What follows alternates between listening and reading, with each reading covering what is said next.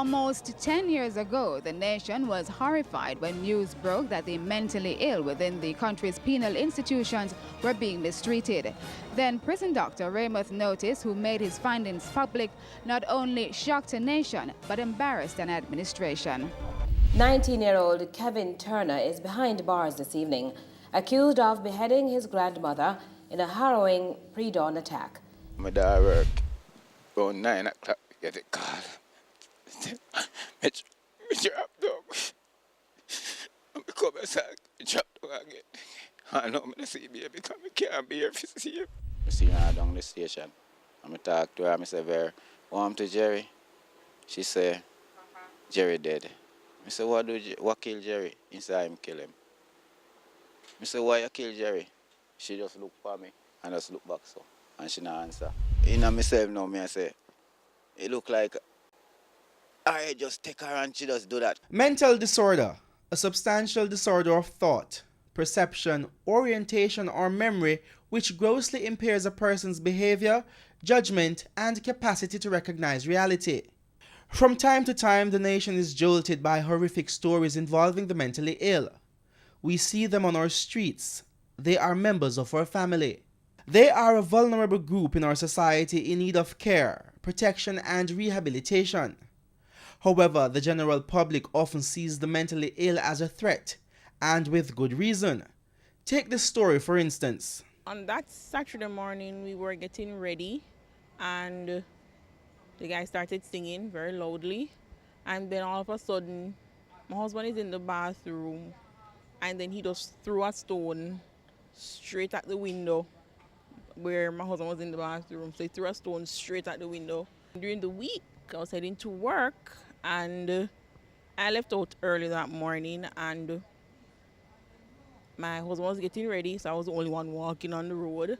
And as I stepped out of the yard, he stepped out of the yard, of his yard as well, and began following me. And he's there cursing up a whole lot of bad word and looking quite irrational because now he's in a state of somewhat undress. It's like he's just in his underwear. And he has this metal thing, like the metal part of the umbrella, and he's swinging it all over and cursing out a bad word. And I'm walking, and I'm trying to say, okay, is this man really going to follow me? So I'm walking, and he's there following behind me and cursing.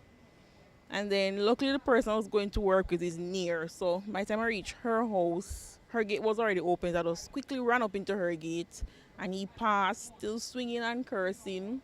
And when she finally drove out, he hit against her car. Every day until he calmed down, I didn't leave out without my husband. What could she have done? Dr. Jeffrey Walcott coordinates the community mental health services in Kingston and St. Andrew. He tells us. You do have incidents where persons will act aggressively or violently, but it's not a very common occurrence. Okay. What is in place to manage situations that may occur? All right. We have the community mental services established in almost every parish in this country. Well, in fact, in all parishes in the country. And the community mental health services usually have what we call a crisis response team. And they can be accessed readily, which include a mental health officer and a team of psychiatric aides. And they will respond if a situation occurs where a person who is mentally ill becomes a threat to themselves or to someone else. And the police officers would have direct access to contact this team. But this Portmore resident tried just that. The Saturday we called the police and asked them, can they come and take this person who obviously is a threat? And they were saying it's not their responsibility, call Bellevue. So we called Bellevue. Bellevue said it's not their responsibility because it's in St. Catherine, so we must call the St. Catherine's Hospital because they have a center there. When we called, no answer. It just rang and rang and rang. So basically everybody's passing it on, not wanting to deal with these people. Nurse Jane, not her real name, has been working in the public mental health service for over 37 years. In those days, Space is a major challenges. Medication, patients who are discharged and you think they're at home. Unfortunately, many of them are on the street and they're not getting the type of treatment they should get or anybody looking out after them. At Bellevue, there were shortage of nurses, but now they have a good complement of nurses. So there have been improvements, many a strategic documents written. Just last year, a new board was formed for Jamaica's only public mental health hospital, Bellevue, with hopes to bring in much needed improvements to the system. Of Jamaica's mental health care system, Canadian-based psychiatrist Dr. Kwame Mackenzie noted, medication for treating health problems lacking. Strategic development of rehabilitation services needed. This was based on his research done in 2003. It is now 2013. Nurse Jane confirms these observations.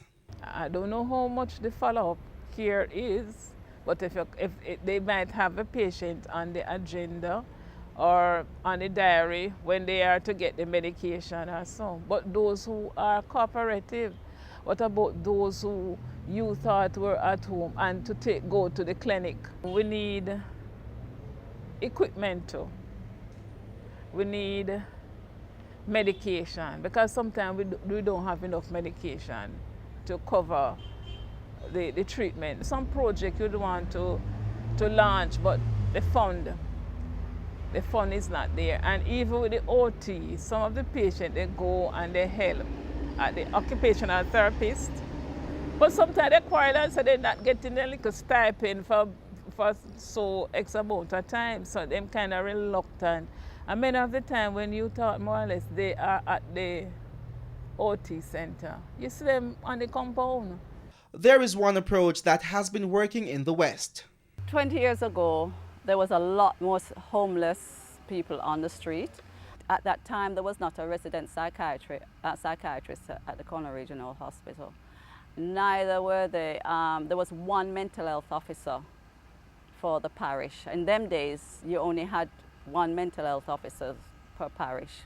And of course, that one mental health officer was doing the ward work, the clinics, and also the community visits.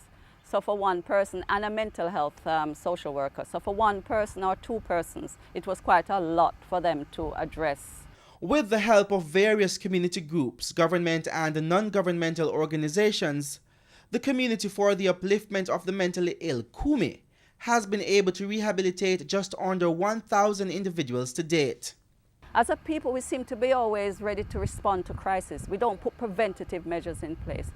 We need to have more centers like CUMI available in the community. And even though volunteers can run it, we really need to put more paid staff, just like how we do, actually go out there and get this person into the program. Social workers need to be involved because we can then do more investigation as well, the social issues that surrounding why they end up on the street. An ideal program, you need a day center, you need a night shelter. The night shelter is what it says. The night shelter could operate from 6 in the evening until 6 in the morning. The day center could operate from 8 in the morning until 3 or 4 in the afternoon. So when they go when they're at the day center, they will do all the activities of daily living within the day. They would leave that like they were going to work. They would leave that facility and go and sleep at the night shelter. And they would sleep at the night shelter just like you go home to go to bed, and then you leave that facility in the mornings and come to the center. In between that, whilst you're at the day center, the social workers, the mental health officers, and all the professionals that need to be on team could have access to these persons, get information, go out there, find family members, find out what can you do to put in place, like maybe assisting the family with path or poor relief or whatever, small assistance, or even housing. They have the land, but they don't have any house on it, and family is willing to put up a structure with the agreement that that rehabilitated person must live in that premises. And you work together with a different agency to provide and sustained that person's stability within the community. I think, you see, the social worker, they should play a more active part in the patient's life. They said they don't have no transportation to go there, so on weekend they don't work, and who don't have this. And find family members and get them back into being interested to helping one another in the community. It cannot remain there without support or some limited support from the government social services. From as far back as the early 90s, there has been talk of a shift from institutionalized care to more family-based care. But as success story Ottawa Wilson shares, her family was there, but the support of Kumi was vital. I have been a part of the Kumi Children's Program for about 7 years. Kumi have been